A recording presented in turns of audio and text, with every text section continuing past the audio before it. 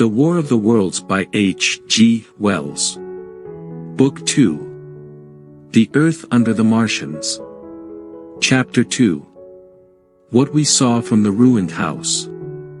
After eating, we crept back to the scullery, and there I must have dozed again, for when I looked around, I was alone. The thudding vibration continued with wearisome persistence. I whispered to the curate several times and finally felt my way to the kitchen door. It was still daylight, and I perceived him across the room, lying against the triangular hole that looked out upon the Martians. His shoulders were hunched so that his head was hidden from me. I could hear some noises, almost like those in an engine shed, and the place rocked with that beating thud. Through the aperture in the wall, I could see the top of a tree touched with gold and the warm blue of a tranquil evening sky. For a minute or so, I remained watching the curate, and then I advanced, crouching and stepping with extreme care amid the broken crockery that littered the floor. I touched the curate's leg, and he started so violently that a mass of plaster slid outside and fell with a loud impact. I gripped his arm, fearing he might cry out, and for a long time, we crouched motionless. Then I turned to see how much of our rampart remained. The detachment of the plaster had left a vertical slit open in the debris, and by raising myself cautiously across a beam, I could see out of this gap into what had been overnight a quiet suburban roadway. Profound, indeed, was the change that we beheld. The fifth cylinder must have fallen right into the midst of the house we had first visited.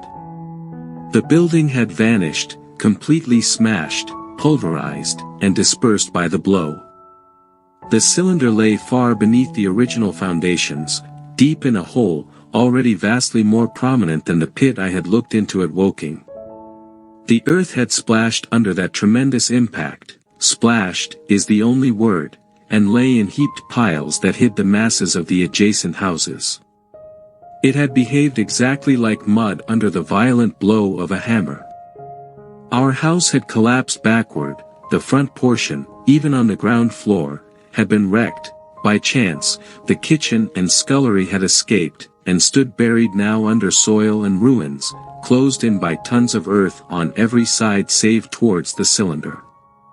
Over that aspect, we hung directly on the very edge of the great circular pit the Martians were engaged in making. The heavy beating sound was just behind us, and ever and again, a bright green vapor drove up like a veil across our peephole. The cylinder was already opened in the center of the pit. On the farther edge of the hole, amid the smashed and gravel-heaped shrubbery, one of the great fighting machines, deserted by its occupant, stood stiff and tall against the evening sky. At first, I scarcely noticed the pit and the cylinder. However, it was convenient to describe them first because I saw the tremendous glittering mechanism busy in the excavation and the strange creatures crawling slowly and painfully across the heaped mold near it. The mechanism it certainly was that held my attention first. It was one of those complicated fabrics that have since been called handling machines, and the study of which has already given such an enormous impetus to terrestrial invention. As it dawned upon me first, it presented a metallic spider with 5 jointed, agile legs and with an extraordinary number of jointed levers, bars, and reaching and clutching tentacles about its body. Most of its arms were retracted, but with 3 long tentacles, it was fishing out some rods, plates, and bars which lined the covering and strengthened the cylinder walls. As it extracted them, these were lifted out and deposited upon a level surface of the earth behind it. Its motion was so swift, complex, and perfect that, at first, I did not see it as a machine despite its metallic glitter. The fighting devices were coordinated and animated to an extraordinary pitch, but nothing to compare with this. People who have never seen these structures, and have only the ill-imagined efforts of artists or the imperfect descriptions of such eyewitnesses as myself to go upon, scarcely realize that living quality. I recall particularly the illustration of one of the first pamphlets to give a consecutive account of the war. The artist had made a hasty study of one of the fighting machines, and there his knowledge ended. He presented them as tilted, stiff tripods, without either flexibility or subtlety, and with an altogether misleading monotony of effect. The pamphlet containing these renderings had a considerable vogue, and I mention them here to warn the reader against the impression they may have created. They were no more like the Martians I saw in action than a Dutch doll is like a human being. The pamphlet would have been much better without them. At first, the handling machine did not impress me as a machine, but as a crab-like creature with a glittering integument, the controlling Martian whose delicate tentacles actuated its movements seeming to be simply the equivalent of the crab's cerebral portion.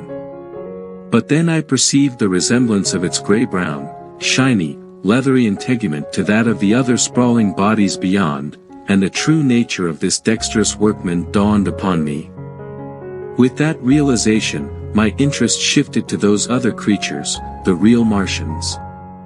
I already had a transient impression of these, and first, nausea no longer obscured my observation. Moreover, I was concealed, motionless, and under no urgency of action. I now saw that they were the most unearthly creatures possible to conceive. They were massive round bodies, or, instead, heads, about 4 feet in diameter, each body having in front of it a face. This face had no nostrils. Indeed, the Martians do not seem to have had any sense of smell, but it had a pair of enormous dark-colored eyes and, just beneath this, a kind of fleshy beak. In the back of this head or body, I scarcely know how to speak of it, was the single tight tympanic surface, since known to be anatomically an ear, though it must have been almost useless in our dense air.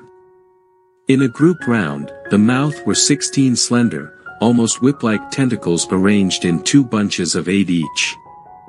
These bunches have since been named rather aptly by that distinguished anatomist, Professor House, the hands. Even as I saw these Martians for the first time, they seemed to be endeavoring to raise themselves on these hands, but of course, with the increased weight of terrestrial conditions, this was impossible. There is reason to suppose that on Mars, they may have progressed upon them with some facility. As dissection has since shown, the internal anatomy was almost equally simple. The brain was the more significant part of the structure, sending enormous nerves to the eyes, ears, and tactile tentacles. Besides this were the bulky lungs, into which the mouth opened, and the heart and its vessels. The pulmonary distress caused by the denser atmosphere and more significant gravitational attraction was only too evident in the jerky movements of the outer skin. And this was the sum of the Martian organs. Strange as it may seem to a human being, all the complex apparatus of digestion, which makes up the bulk of our bodies, did not exist in the Martians. They were heads, merely heads. Entrails, they had none. They did not eat, much less digest. Instead, they injected other creatures' fresh, living blood into their veins. I have seen this being done, as I shall mention in its place.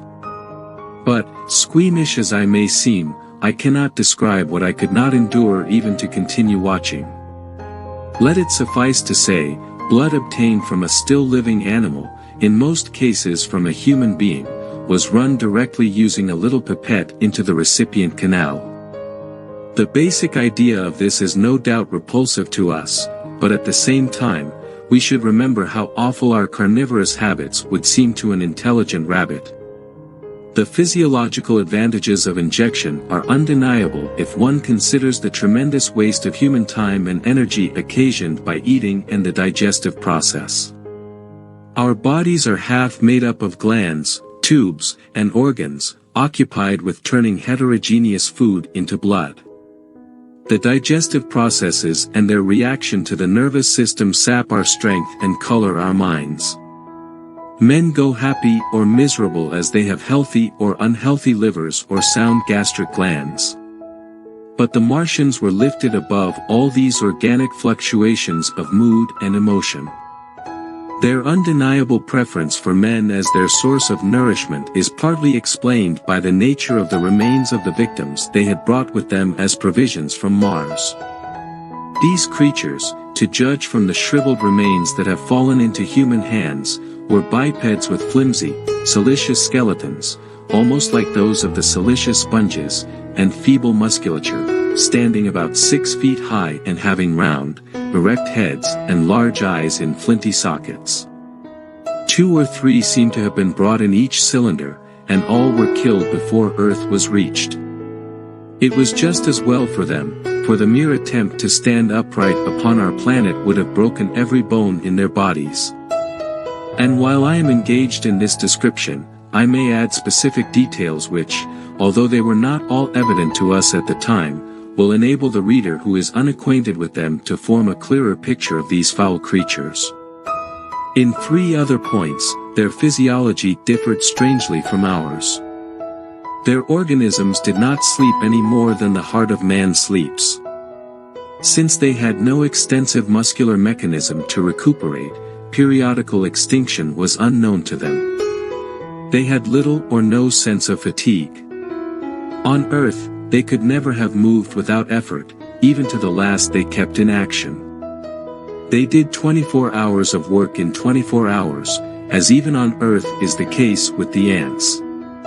In the next place, incredible as it seems in a sexual world, the Martians were absolute without sex and, therefore, without any tumultuous emotions arising from that difference among men. A young Martian, there can now be no dispute, was born upon Earth during the war, and it was found attached to its parent, partially budded off, just as young lily bulbs bud off, or like the young animals in the freshwater polyp. In man, in all the higher terrestrial animals, such a method of increase has disappeared, but even on this Earth, it was certainly the primitive method. Among the lower animals, even to those first cousins of the vertebrate animals, the tunicates, the 2 processes occur side by side. Still, finally, the sexual method superseded its competitor altogether. On Mars, however, the reverse has been the case. A specific speculative writer of quasi-scientific repute, writing long before the Martian invasion, did forecast a final structure, unlike the actual Martian condition for man. His prophecy, I remember, appeared in November or December 1893 in a long-defunct publication, the Pall Mall Budget, and I recall a caricature of it in a pre-Martian periodical called Punch. He pointed out, writing in a foolish, facetious tone, that the perfection of mechanical appliances must ultimately supersede limbs, the model of chemical devices, and digestion, that such organs as hair, external nose, teeth, ears, and chin were no longer essential parts of the human being, and that the tendency of natural selection would lie in the direction of their steady diminution through the coming ages. The brain alone remained a cardinal necessity. Only one other part of the body had a strong case for survival, the hand, teacher and agent of the brain. While the rest of the body dwindled, the hands would grow larger. There is many an accurate word written in jest. Here in the Martians, we have beyond dispute the actual accomplishment of such a suppression of the animal side of the organism by intelligence. It is entirely credible that the Martians may be descended from beings not unlike ourselves by a gradual development of brain and hands, the latter giving rise to the 2 bunches of delicate tentacles at last, at the expense of the rest of the body. Without the body, the brain would become a mere selfish intelligence, without any emotional substrata of the human being. The last salient point in which the systems of these creatures differed from ours was in what one might have thought a very trivial particular. Microorganisms, which cause so much disease and pain on Earth, never appeared on Mars, or Martian pure science eliminated them ages ago. 100 diseases, all the fevers and contagions of human life, consumption, cancers, tumors, and such morbidities, never enter the scheme of their life. And speaking of the differences between life on Mars and terrestrial life, I may allude to the curious suggestions of the red weed. Instead of having green as a dominant color, the vegetable kingdom on Mars is of a vivid blood red tint. At any rate, the seeds the Martians, intentionally or accidentally, brought with them gave rise to red-colored growths. Only that known popularly as the red weed, however, gained any footing in competition with terrestrial forms. The red creeper was quite transitory, few people have seen it grow. However, the redweed grew with astonishing vigor and luxuriance. It spread up the sides of the pit by the third or fourth day of our imprisonment, and its cactus-like branches formed a carmine fringe to the edges of our triangular window. And afterward, I found it broadcast throughout the country, especially wherever there was a stream of water. The Martians had what appears to have been an auditory organ, a single round drum at the back of the head body, and eyes with a visual range not very different from ours except that, according to Phillips, blue and violet were as black to them. It is commonly supposed that they communicated by sounds and tentacular gestures. This is asserted, for instance, in the table but hastily compiled pamphlet, written evidently by someone not an eyewitness of Martian actions, to which I have already alluded, and which, so far, has been the chief source of information concerning them. Now no surviving human being saw so much of the Martians in action as I did. I take no credit for an accident, but the fact is so. And I assert that I watched them closely time after time and that I have seen 4, 5, and, once, 6 sluggishly performing the most elaborately complicated operations together without either sound or gesture. Their peculiar hooting invariably preceded feeding. It had no modulation and was, in no sense, a signal but merely the expiration of air preparatory to the suctional operation. I have a specific claim to at least an elementary knowledge of psychology. In this matter, I am convinced, as firmly as I am convinced of anything, that the Martians interchanged thoughts without any physical intermediation. And I have been convinced of this despite solid preconceptions. Before the Martian invasion, as an occasional reader here or there may remember, I had written with some little vehemence against the telepathic theory. The Martians wore no clothing. Their conceptions of ornament and decorum were necessarily different from ours. Not only were they less sensible of temperature changes than we are, but changes in pressure do not have seriously affected their health. Yet though they wore no clothing, their great superiority over man lay in the other artificial additions to their physical resources. We men, with our bicycles and road skates, our Lilienthal soaring machines, our guns and sticks, and so forth, are just at the beginning of the evolution that the Martians have worked out. They have become practically mere brains, wearing different bodies according to their needs, just as men wear suits or clothes and take a bicycle in a hurry or an umbrella in the wet. And of their appliances, perhaps nothing is more wonderful to a man than the curious fact that what is the dominant feature of almost all human devices in mechanism is absent, the wheel is missing. Among all the things they brought to earth, there is no trace or suggestion of their use of wheels. One would have at least expected it in locomotion. And in this connection, it is curious to remark that even on this earth, nature has never hit upon the wheel or has preferred other expedients to its development. And not only did the Martians either not know of, which is incredible, or abstain from the wheel, but in their apparatus, singularly little use is made of the fixed pivot or relatively fixed pivot, with circular motions thereabout confined to one plane. Almost all the machinery joints present a complicated system of sliding parts moving over miniature but beautifully curved friction bearings.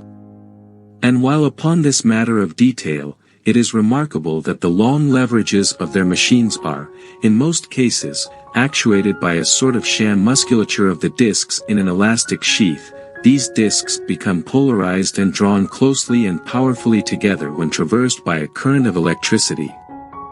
In this way, the curious parallelism to animal motions was attained, striking and disturbing to the human beholder. Such quasi-muscles abounded in the crab-like handling machine which, on my first peeping out of the slit, I watched unpacking the cylinder.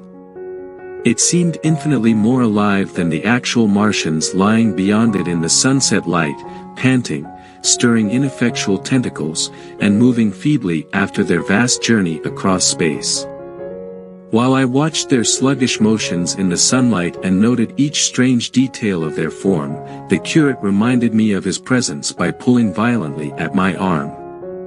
I turned to a scowling face and silent, eloquent lips.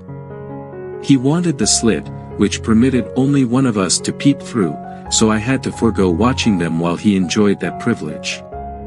When I looked again, the busy handling machine had already put together several of the apparatus it had taken out of the cylinder into a shape with an unmistakable likeness to its own. Down on the left, a busy little digging mechanism had come into view, emitting jets of green vapor and working around the pit, excavating and embanking systematically and discriminatingly. This had caused the regular beating noise and the rhythmic shocks that had kept our ruinous refuge quivering. It piped and whistled as it worked. The thing needed a directing Martian. That is the end of chapter 2. Thanks for watching, and I'll see you at the next one.